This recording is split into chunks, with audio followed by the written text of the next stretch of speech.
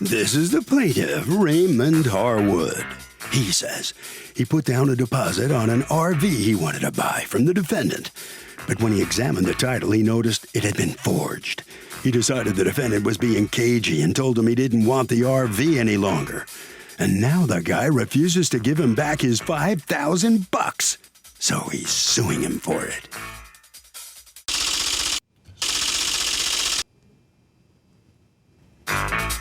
This is the defendant, Rob Ricciardi. He says he was selling his daughter's Winnebago. He didn't forge any documents, and his guy's trying to back out of the deal. He thinks the plaintiff's wife didn't like it after he spent 4 hours with her in 100-degree heat showing her everything. Bottom line, he isn't returning anything to this wishy-washy guy. He's accused of paperwork problems.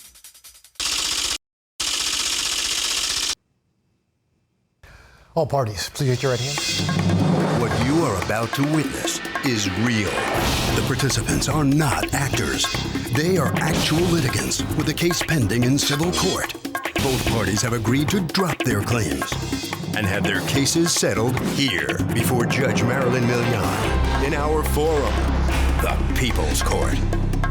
People's Court is now in session. The Honorable Judge Marilyn Milian is presiding.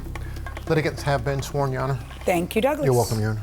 Okay, Mr. Harewood, what happened here? Okay, on the way picking up, there's congregants from our church that From we church, attend. congregants for church, Right. okay? And on the way there, we noticed the RV for sale. Okay, this was in June? In June, yes. Beginning of June? Yes. Okay. And I contacted the defendant in reference to purchasing the RV. I bought $1,000 with me. I gave it to him. He gave me a receipt. Did you take a look at the RV? Oh, yeah. Oh, okay. Yes. When did you look at the RV? I'm going to say maybe 2-3 days after that, later. All right, so you go by, you check out the RV, you like what you see. Did you drive it or no? He had drove it. With you in it? Right. Right, Yeah. okay. So you saw how it drove, and then you came back and you said, I like it, and Right. you put $1,000 down. Right. And what does he say? He needed more than that. To hold it? Right. Okay. So I went and got $7,000 more. Did he tell you how much more he needed? No, I just. All right, so you bring $7,000 more when? A couple of days later. Okay. It wasn't that far Do you have a later. receipt for any of the money that you paid him, or did you pay him by check? No, I have a receipt. Can I see the receipt? Yes. The first receipt for $1,000. Second receipt. Okay, so it basically says, Raymond Harewood has given me a $1,000 deposit for the purchase of a 1996 Winnebago something something, and then the VIN number taken by Robert Ricciardi and a phone number. This first one doesn't have a date. The next one says June 9th, $7,000 cash for a total of $8,000, and then it says balance $10,000. So the $8,000 is completely given to him on June 9th. Yeah. Who is the lady who's with you? My wife. All right, so had she seen the RV at this point? Yes. So she liked it too? Yeah. Okay, so you pay $8,000 and then what happens? We went away, and I explained that to him, that it would be maybe a week and a half. Come back, and I asked him if I could get a picture of the title Okay. and his license. Okay. I took a picture of it in my car. Do you have that picture in your phone still? No. Why not? Because I went to transfer the pictures over into my computer, and all the pictures, not just that picture, is gone. All right, so go on. And When were you guys gone? right after that is around June 16th, Do you remember when your 17th. vacation was? June what to what? 17th to the 24th. So June 24th you come back, and when is it that you go over there and take a picture of his license and all that? Might have been the next day. Okay, and then what happens? I get home, and as I'm reviewing it, I like something's wrong, and my wife. What's wrong? The title person, which he says was his daughter, okay, was on the title. One, it was signed. Two, I looked at his license signature and that signature, and he signed it. I could see Okay. that. And I called him, and I said, what's going on with the title? And he said, what? What's wrong with the title? I says, well, the person who signed it is not the person who's on the title. And he kind of like... Well, how did you decide that, though? Based on what? One, looking at the signature and the person that the title is under. Meaning? One didn't match. What didn't match? The name. What was the name that was signed, and what was the name on the title? His daughter's name. He Yeah, said explain how it was different. All right, the signature. But you don't know her signature, so how do you know that's not her signature? That's my Because first you could see question. the name. Say it again. You could see the name was different. How was it different? In the script, it was not the same. You're just going to keep saying that. You're not going to tell me how it was different. Like, you're not going to say, well, the name that was written there was blank blank, and the name that was on the title was blank blank, and that's how they were. You're not going to tell me how they were different. Because I don't know the script. Okay, so what do you do? I told him, I said, that I'm not going to go through with this. And he says? He says, well, I'm not going to give you any money until I sell this RV. I said, Okay. that's not right. Do you have any, do you text or no? Yes. Do you have any text between the two of you? No. All right, what's going on? Gentleman came, I think it was June 6th, and walked up the driveway. They took a look at it and everything. I had big signs in it. I was advertising it on media. Now, this was what? It was an RV? A motorhome. Right, what kind of motorhome? Winnebago, How long? 33 foot, And you were selling it for $18,000. And it was a 18,000. 19 what? 1996. Had you put a bunch of work in it? Yes, Whose motorhome was this? my daughter's. And who had put all the work in it? I gave it to a fleet service. Right, okay, but And co-pay. did you pay for the work? Yes. Did you pay for the motorhome originally? No, she did. She did, okay. Did your daughter ever use the motorhome? We never used it, ever. Nobody ever used it? No, I just would start it once every couple of weeks. What happened was COVID No, happened. COVID is exactly what made the motorhome king. That's when that's when we bought our Sprinter van. That's when the value of motorhomes and cars went up because everybody wanted a motorhome Well, in during theory, COVID. but they closed all the places she wanted to go were closed. The campgrounds. Yes. Well, they weren't all closed, were they? Well, all along her route come that south. she wanted to go to. Yeah, all you gotta do is come south.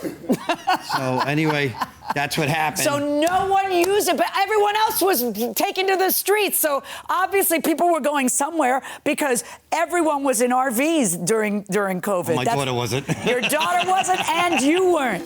So your daughter moves away. Yes. All right, so you're selling it for your daughter, and your daughter gives you the authority to sell it. Yes. Obviously, she wants it sold. Yes. All right, who actually signed on the... I did it. I signed it. In your right daughter... in front of Ray, right? Say it again. I signed it in his car. What do you mean in his... Oh, in front of him you signed Yeah. it. So he knows that you were signing for your daughter. Right when he gave me the deposit money the same day. Right, okay. I said, oh, you're picking it up today. He led me to believe he was taking it that day. Right. I said, oh, I have to sign the title over. So I signed it, and my ex-wife's name is Gina, and my daughter's name is Diana. That's what he meant, the name didn't...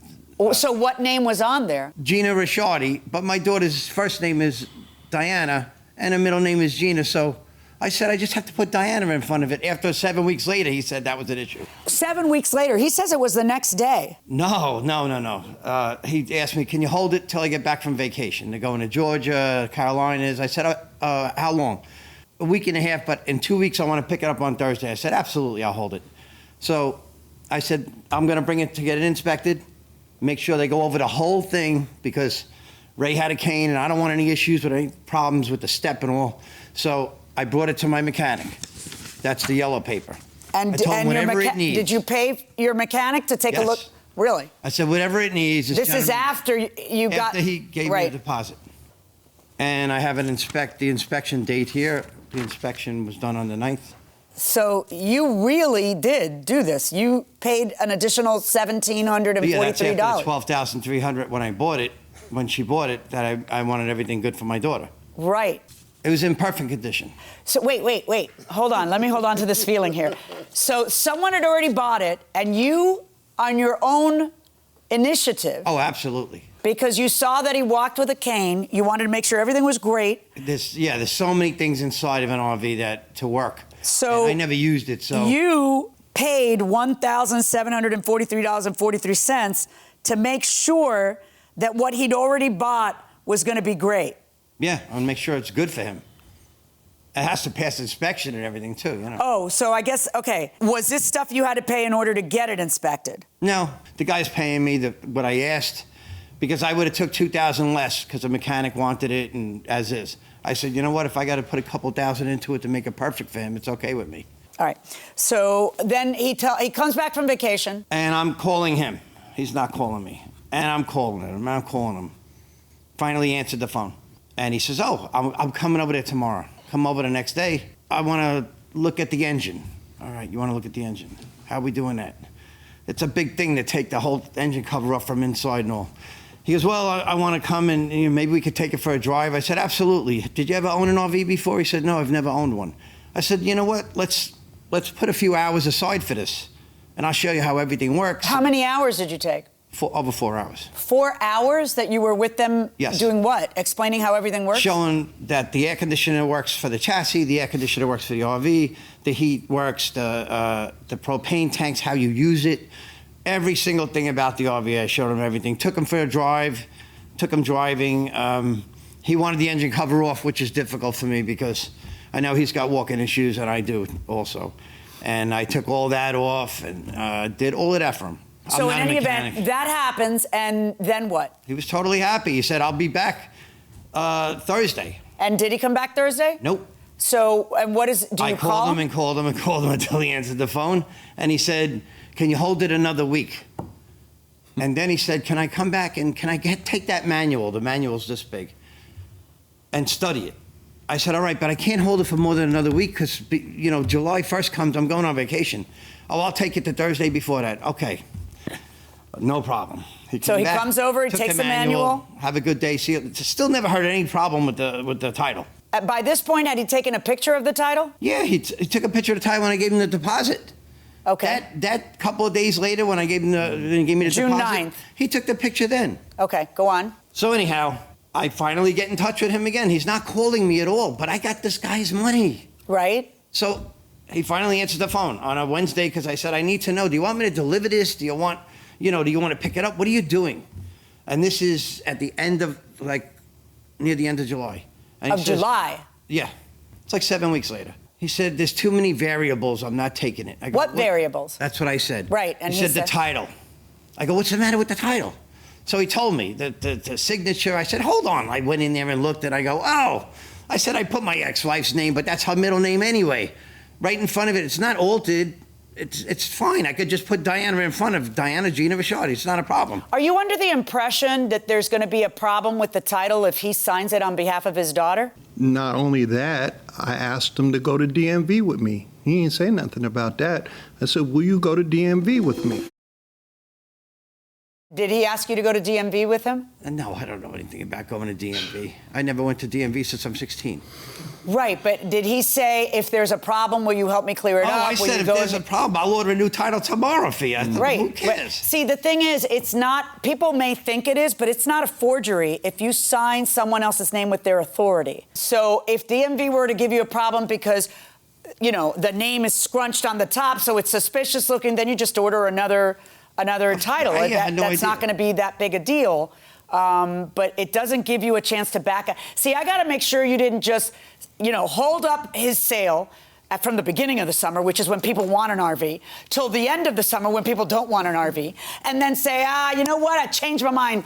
Maybe this RV's too much for me, so give me back my deposit and have a good life. That can't happen. Deposits are non-refundable. That's why I asked to see your receipts too, to see why you're under the impression it would be refundable.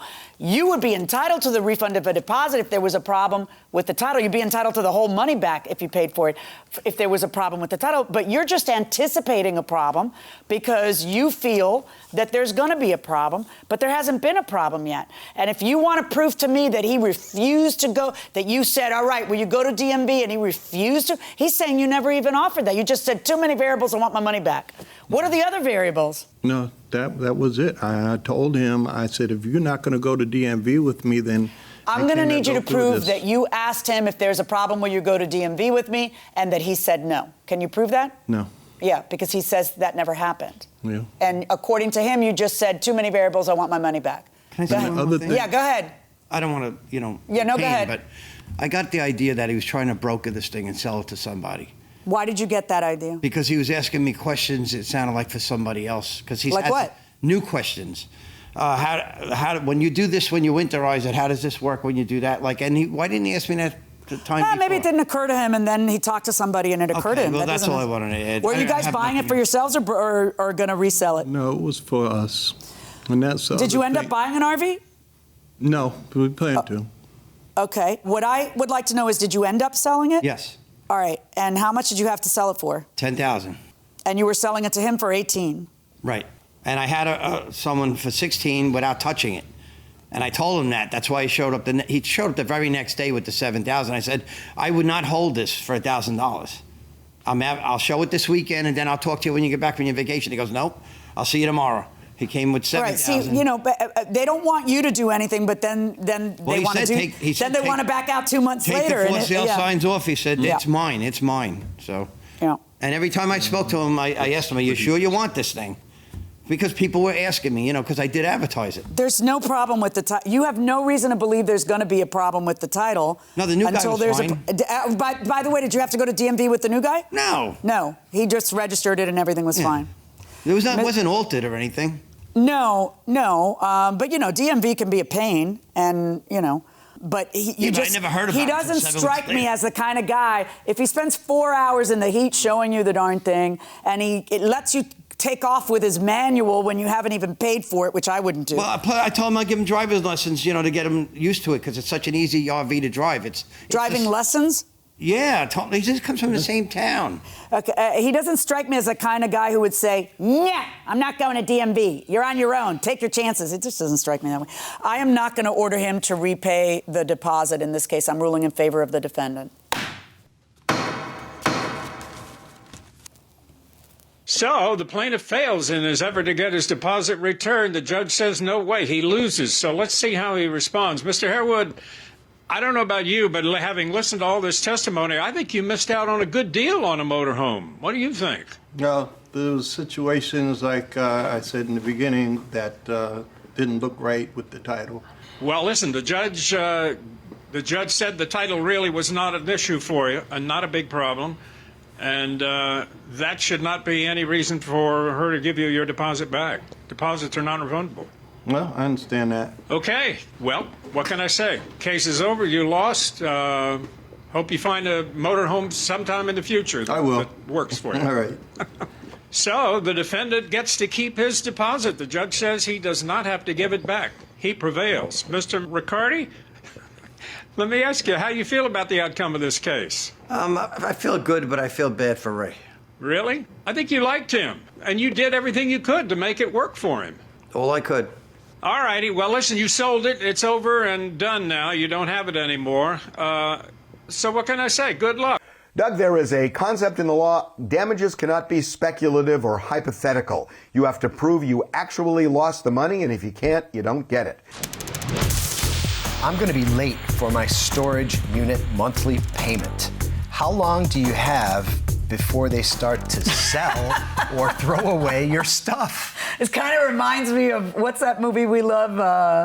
The one about the dog show. The dog show, right? And he's standing at the hotel lobby, and they say, "I'm sorry, your card's been declined." Best in show. Best in show. Right. And she says, "No. We have until the second notice."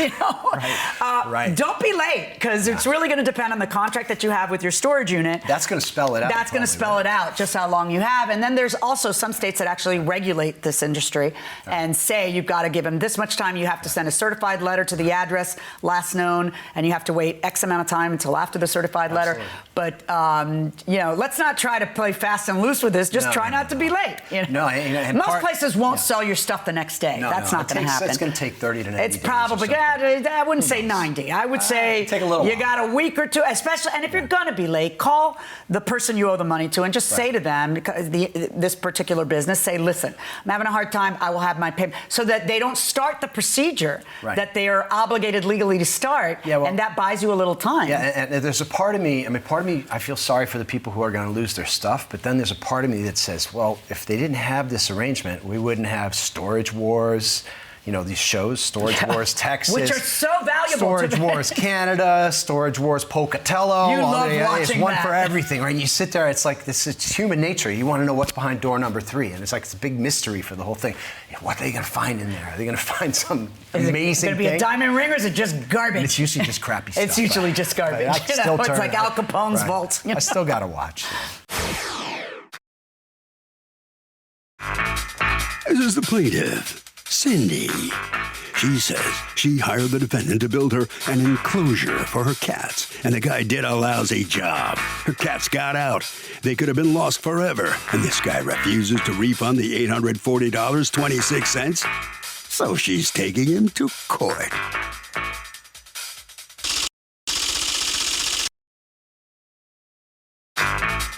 This is the defendant, John Hayes Jr. He says he built the plaintiff a 5-foot cat enclosure and delivered it to her before it was painted because she was so impatient. He then picked up the enclosure to paint it, and while he was working on it, the plaintiff posted reviews online, calling him a con man and a rip-off artist. This woman's caused him irreparable harm. He owes her nothing. He's accused of taking a cat nap.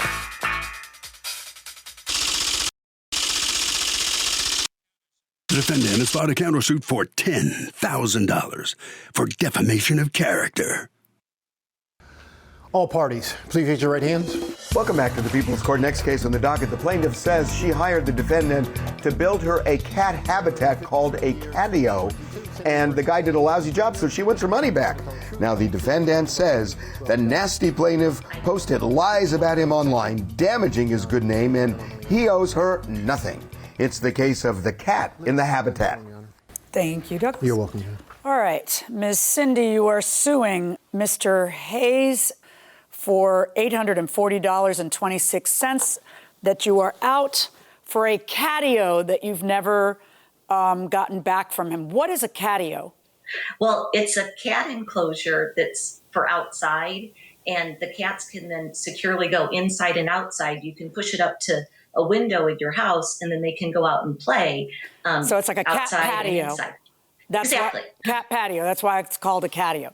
All right. Yes. And you've sent some pictures of it. Yes.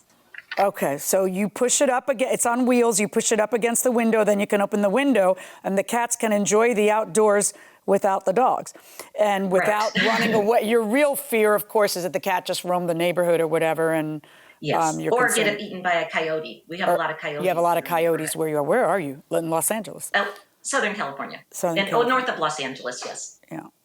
How many cats do you have? Well, I have 2 cats. One of them is like my grand cat. He was playing for the day. But I have kittens because I foster for the ASPCA. So this little guy, Finn, is only 7 weeks old. I'm fostering him and his brother and sister. Okay, my daughter adopted a foster fail. I guess that's what they I did call it too. when you end up keeping them. All right, so now where did you get the idea to build these? Because this isn't really your line of work, right, Mr. Hayes? No, not necessarily, but I'm handy with woodworking, and so I just went ahead and made one for her. All right, now, so you were charging her $800. And how was it that you two met? It's because his wife had purchased a cat from you? Well, she didn't purchase it because it was a foster cat, so I adopt them out for free. I just volunteer for ASPCA. So when she came over, I had posted a notice on the Nextdoor app, and she said she was interested. So she came over to my house, and while she was looking at the kittens, she said, "My husband's building me a catio." And I had never heard of it. I said, "A catio? What's that?" It sounded interesting. And then she explained to me what it was. And I said, "Oh, is that what he does?" And she said, "No, he's a plumber, but he's really handy, and he's building me a custom one." And she showed me pictures. And I said, "Oh, well, does he do that for other people?" And she said, "Yes, sure. He can make a custom build for you." And so I said, "I would like to do that." And All right, so then you John guys came agree that over. it'll be $800, and then he builds it in December. And he brings it to you, but it's not painted, or it is painted, but it's the wrong color? Explain that. Okay, so the agreement that it was supposed to be painted the same color as the exterior trim of my house, which is Dunn Edwards Whisper Gray exterior paint. So unbeknownst to me, when he brings it over, it's actually, I didn't know this until April, but it's actually a prefabricated catio that he must have gotten on Amazon for $274, because after this whole thing fell through, my husband and I purchased one on Amazon for $274. My husband took an hour and a half to put it together, and it's perfect. But he was telling me it was custom all along. So when he brings it over, I said, it's not painted in my particular color. And he said, I know it's not painted. I'm going to bring it back in a couple of days. But I don't understand, because I'm looking at pictures of it, and it looks to have been painted with something, because wood doesn't come in that color. I expected to see a color that was raw wood. So, what did you paint this with, Mr. Hayes? That's a base paint that comes with it. It's the base is what it is, the primer. And then just whatever color we want to do with it, we can do. I don't understand a word you just said. If you built this yourself, because I've never seen a primer in this color. If you built this yourself, why would you deliver it to her without painting it the color of the outside of her house, which is what she had agreed to? At that time, I hadn't had the paint yet. And then when I took it back over there to her, I just really wanted to get her pre-approval is all I was looking for. And make sure she was happy with it, how it looked. Why don't you send a picture instead of bringing the whole thing over there? It was easy enough to bring over. I mean, she lives 2 miles from my house.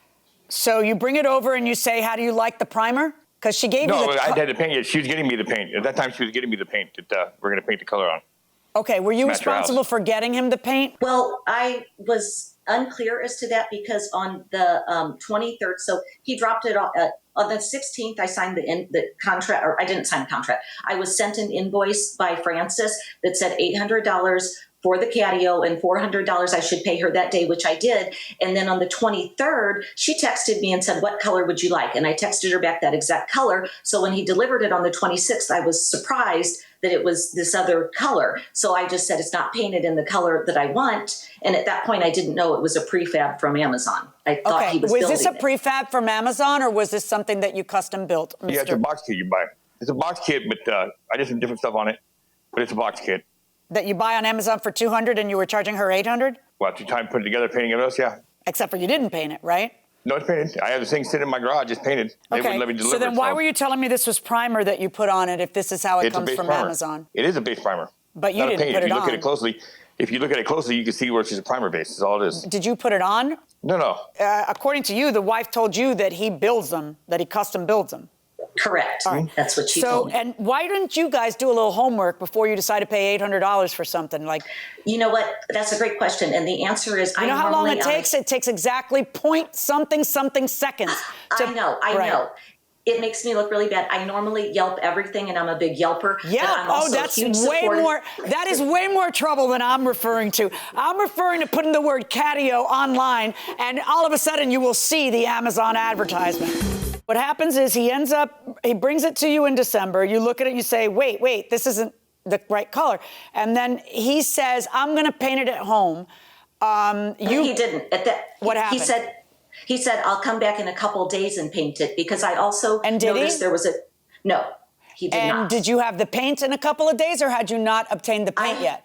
I had not obtained the paint, because on December 23rd, when Frances texted me, what color do you want? You assumed that they were going to get. When did you decide you just go buy the paint yourself? On January 20th, Frances texted me, and she said, because I had the catio, she said, can you go buy the paint? I said, yes. And I had it in my possession on December 26th, and she said he could come the next day. January 26th. And she said he could come the next day. No. And did he come the day after that, or the day after that, or the week after that? Did you have several appointments with him that he kept missing? We had appointments that he kept on either missing, or he just wouldn't show up. He wouldn't respond to my text. I would call, he wouldn't answer. I would text, please give me a firm date. This went on all through January, all through February. And finally on March 2nd, I asked my husband, I said, maybe you'll have some luck. And he texted John, he said, look, we just need a firm date. And so on March 16th, because he didn't show up, he said, I promise on March 4th. On March 16th, we were being really patient, and we were getting a little bit tired of it. So we just said, we need a firm date. He said the 17th, for sure tomorrow. He didn't show, of course. Okay, So on the what 18th, was going on, Mr. Hayes? I see from the text that what she's saying is true. So what was the problem? I had a lot of stuff going on. I had dropped the ball with this project. I kind of dropped the ball on it. My wife and I were going through a separation. A bunch of stuff came up, and, I didn't keep my end of the deal. Okay. I mean, you've got the catio. And I you have have no not need for returned their money. Right. Right. I had texted him several times, told him, you're better off just taking the product from me than getting the $840 back. and he told me that he didn't want me back in his property.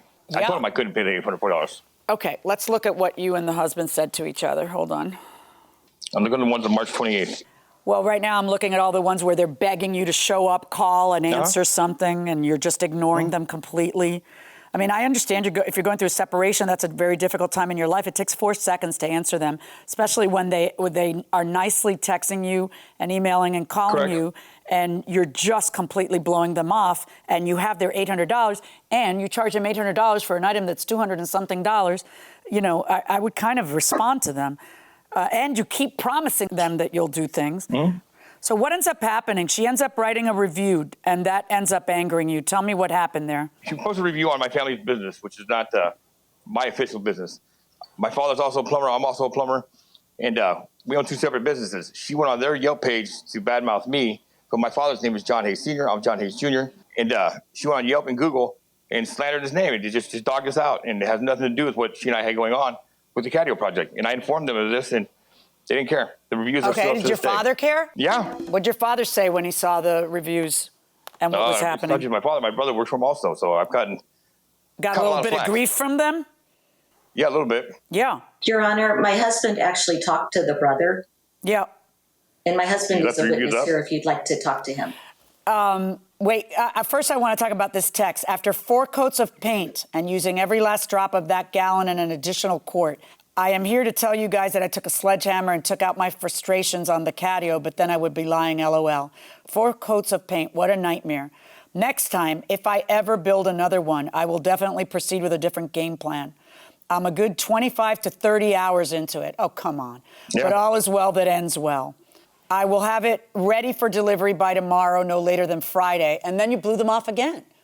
Why? I was going through a lot. It's what it is. I'm not saying I don't owe her the Catio or the money. I'm not denying that. My issue is, what happened, what took place after that. That's not my business on Yelp. You seem fairly successful. I wonder how you got there doing dumb blank like that. You are about to get sued trying to talk trash about the wrong business. I have nothing to do with Hayes.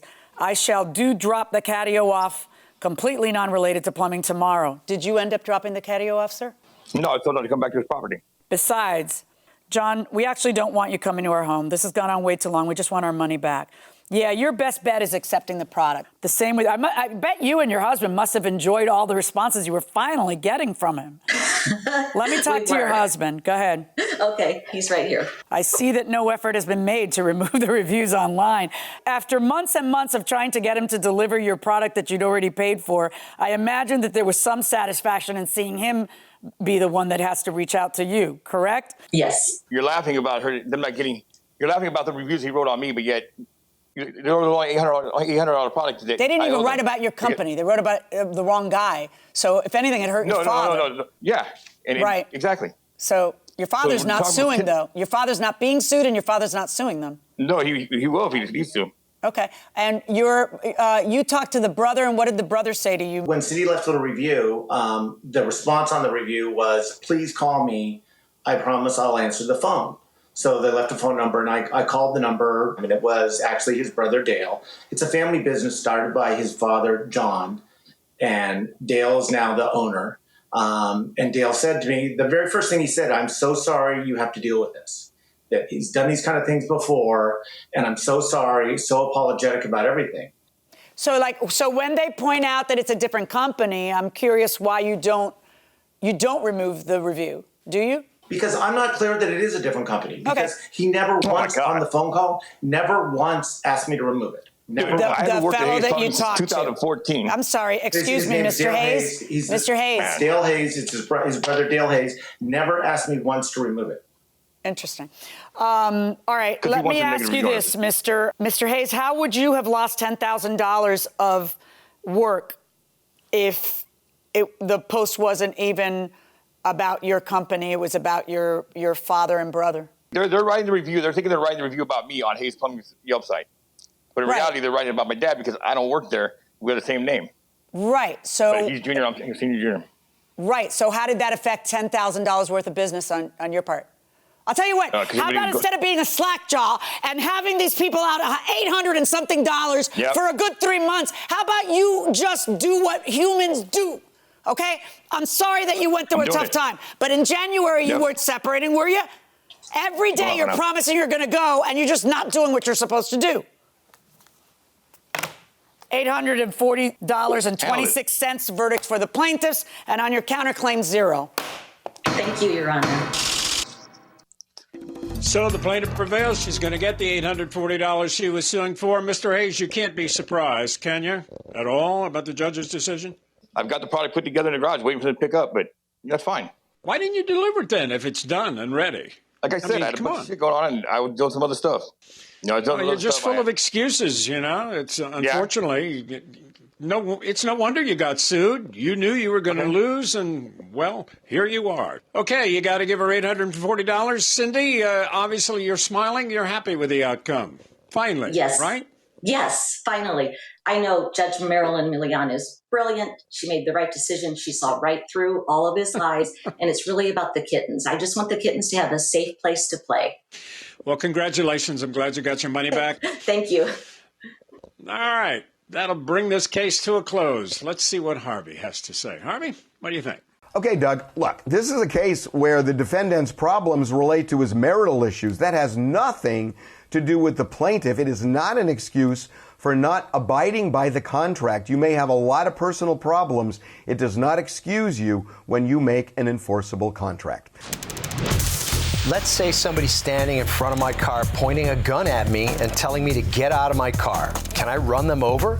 Can I be prosecuted? And if so, for what? If you intentionally run someone over, you could be prosecuted for whatever result happens, whether it's an aggravated battery because you knocked them down, or whether it's a murder because you killed them. But of course, the defense would be, they're pointing a gun at my face and telling me to get out of my car. And so they're perpetrating a felony on me. So that was self-defense. Yeah, I mean, frankly, you probably could. I don't know whether that's the best move to just hit the accelerator and have the guy who's drawing down on you. Yeah, I mean, you're already a crime victim of an aggravated battery when somebody points a firearm at you. And if they mean business and they're ready to pull the trigger, I'm not getting out of the car, and I'm never getting in a trunk. Oh, yeah, no, you never get in the trunk. But you say you have to shoot me where I stand. Shoot me where I stand, right in front of everybody. Right, but you could run them over, I suppose. I mean, if they have a badge and a blue uniform, I don't advise it. Probably you should think it over a little bit. You should just get out of the car. Just get out of the car and comply with the commands of the officer. But other than that, I mean, the guy who draws down on you when you're behind the wheel takes his chances that maybe you're going to gun it and you're going to win the battle.